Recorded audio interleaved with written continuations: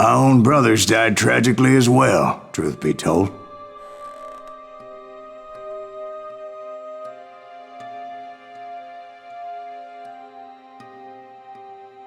It was 1868, and me and my older brothers were pulling a tidy profit running cattle into Juarez, Mexico.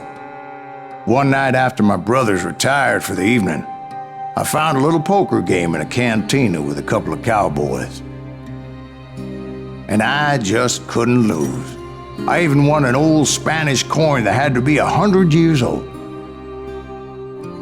Well, I was mighty pleased with myself the next morning as my brothers and I rode for Texas. But before we crossed the border, those cowboys caught up with us. It was Johnny Ringo, Roscoe Bob Bryant, and another asshole named Jim.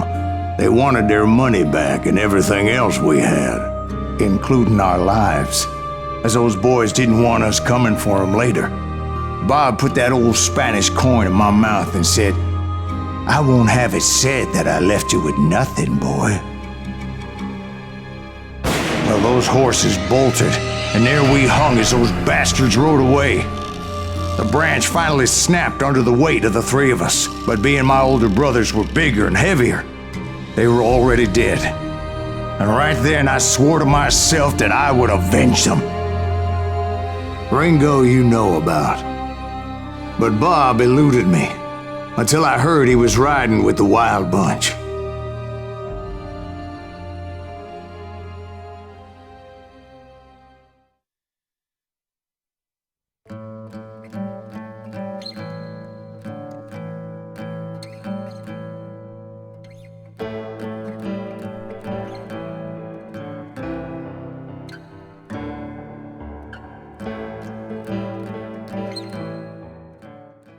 I'd been on their trail for months, ever since they left their hideout in the Bighorn Mountains. Led by Butch Cassidy, they were a loose association of outlaws who robbed banks and trains from Colorado to Montana. Among them was the Sundance Kid, and that murderous hombre I was tracking, Roscoe Bob Bryant. Were you a part of that giant Pinkerton posse after the Wild Bunch? No, boy. A circus like that would have slowed me down. Besides, I wanted Bryant all to myself. I'd heard about a large shipment of gold being transported to Wilcox, Wyoming on the Overland Flyer. I figured the Wild Bunch would likely hit such a treasure, and by God, I figured right.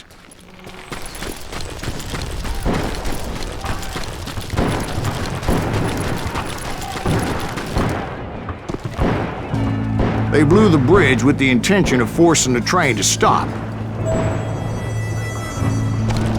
Well, I assumed the Wild Bunch was likely in the still intact part of the train high above, so I had no choice but to make my way up through the passenger cars dangling down. I was determined to make that sumbitch Bob pay for what he did to my brothers.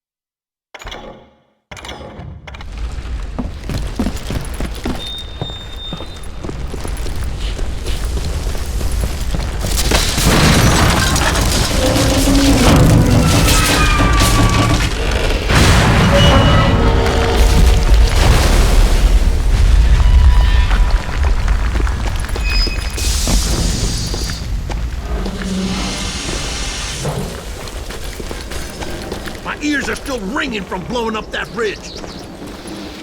What'd you say? I can't hear a goddamn thing. Well, I made my way off unscathed and came upon a few members of the gang and had no choice but to dispatch them. From there, I had to negotiate an even more precarious route. But first, I would need to get my ass out of there.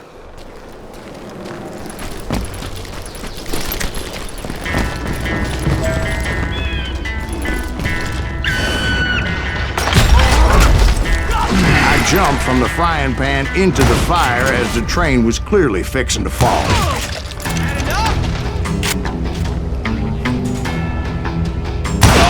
I found the gang, but in order to find old Bob, I needed to fight my way forward past a whole passel of desperados. Outside, inside, any way I could, I made my way towards my prey. Well, what about the passengers? It was mostly a freight train, as I recall. There were no passengers aboard that day.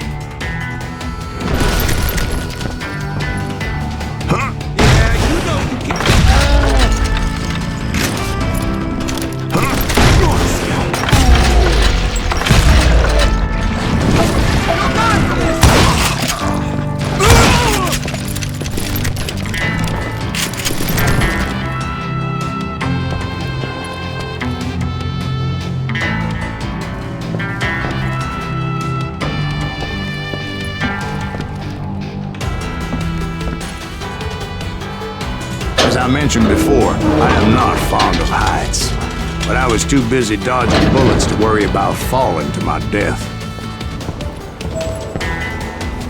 Odds were I was likely to die that day anyway, so I was determined to take down as many of those bastards as I could. Show yourself, coward!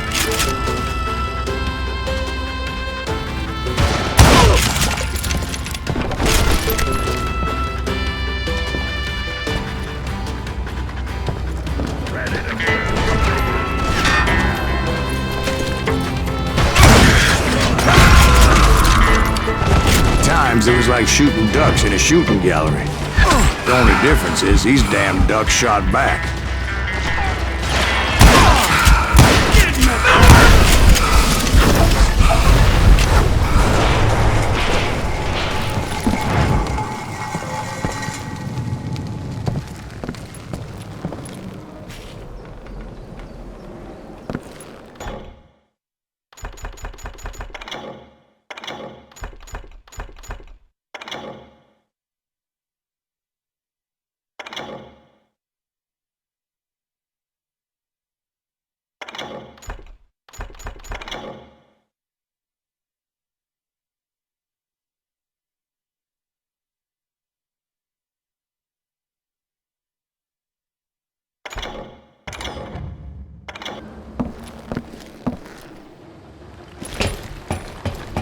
I kept hoping the law would show up and give me a You hand. mean like that giant Pinkerton posse that I read about?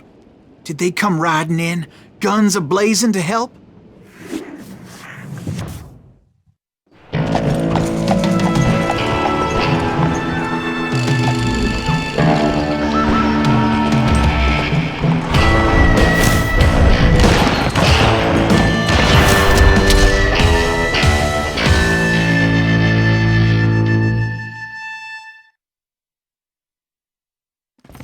Help?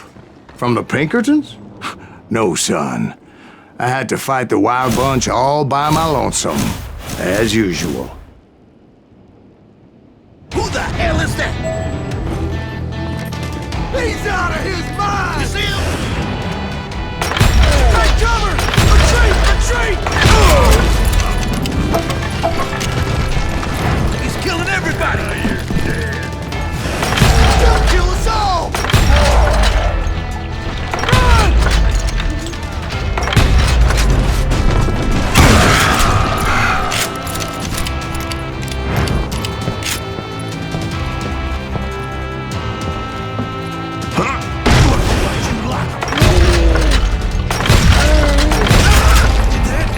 Just kill Red?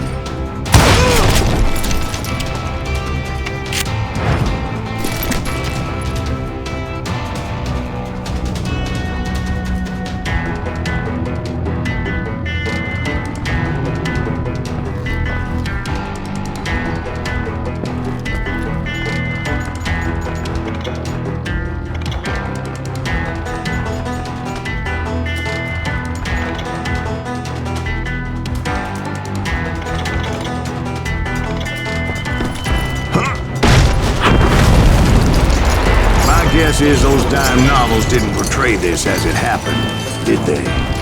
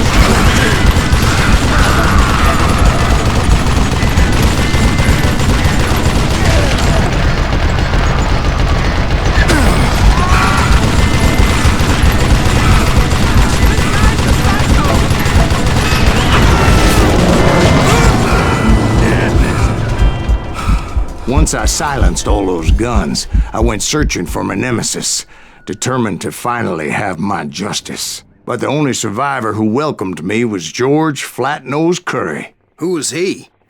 Fastest gun in the gang. Right after Sundance, I mean. And Kid Curry, and maybe Elsie Lay. Though some folks might dispute that.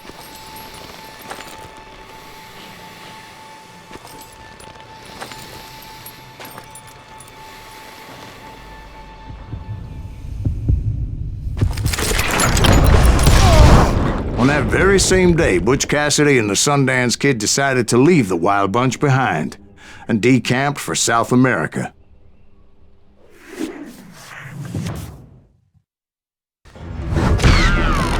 They ended up living down there for many years, but I'm sure you already know all about that.